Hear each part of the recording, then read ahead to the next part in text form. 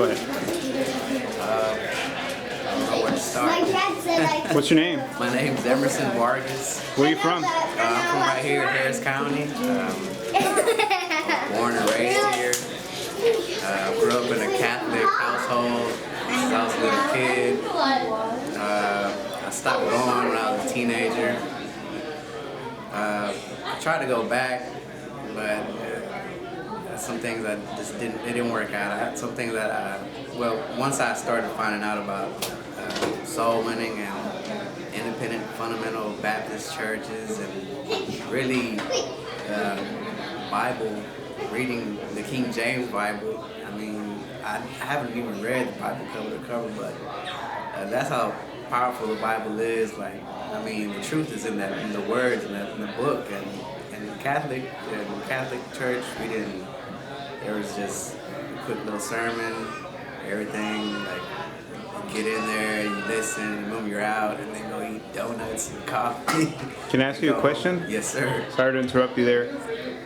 Concerning the King James Bible, what verse pops out in your head? What came to you? What verse or what specific word came to you? The one that really popped out was the one that says, "Come to me, all you labor and are heavy laden, and that should give you." I don't know what. I haven't memorized it yet, But that's the verse that you kind of remember. That's the one that really stuck with me.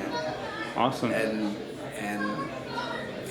other than that, I was like, it jumped out at me, and I'm like, wow, I never really read the Bible like that. I've always had a King James Bible around, but I never read it. And so, who brought you to the knowledge of salvation? Who was this?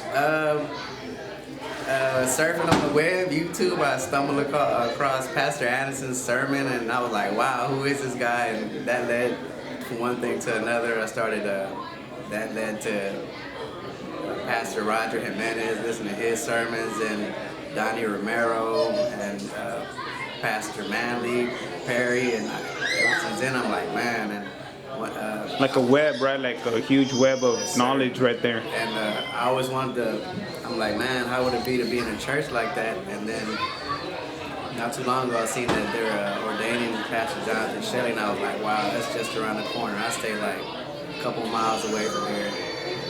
And I was like, man, this should be good for me. I mean, because for a long time, I'm like, man, I felt so alone. Like, I have no purpose. I'm just going through the motions. I go to work and go home. But during that time, I was really, really lost. Even though I knew that I should get in church and start reading my Bible. But man, I got into a whole lot of things. Like, I was drinking. You go to work and everybody, come on, let's go drink. You go drink. I was doing all kinds of stuff, drugs. And not too long ago. How old are you, Emerson? I'm 32 years old. 32. Okay. And not too long ago, actual day was July 22nd. I was in the emergency room because I was severely dehydrated. I was drinking heavily, and I did a lot of bad stuff, Nick. Bad stuff, you know. I don't want to go too deep into it, but yeah, there's kids around, but I don't know. But you get the idea. I was hanging out in bars and had to go to the emergency room on July 22nd. And I checked in, and before that, I went to work, and I couldn't even work. I felt like I was going to collapse, just drop dead, like I could not function. And I talked to my manager, and she was like, I told her I could make it to work, but I told her I can't. I decided to tell her the truth, my general manager, and she was like, I told her I think I need to go to the emergency room. And then I was like, you know what?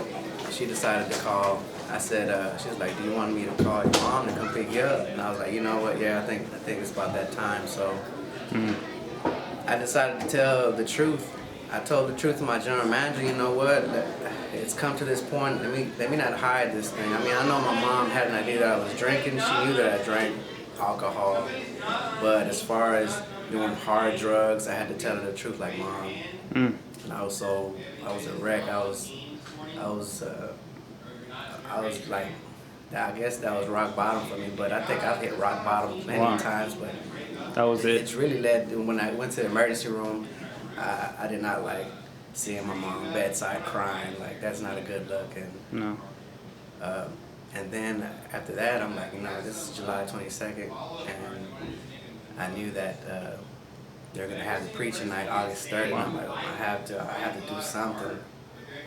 I always knew I needed that fellowship, and I mean, at the Catholic Church, they had a lot of fellowship, but it had all kind of groups. Like they have this group, they have that group, and y'all do this, y'all do that. Plenty of groups. Plenty of groups. There was no soul winning. No soul winning. They would go to little retreats and have little workshops, but it was really nothing for the adults. Emerson, I know you're the gentleman that got baptized yesterday, so I do congratulate you here personally, and we're gonna be praying for you. All right? Thanks. It's a daily thing that we're gonna have to face now. So I do congratulate you. Thanks. So and then, God bless you, man. Thanks.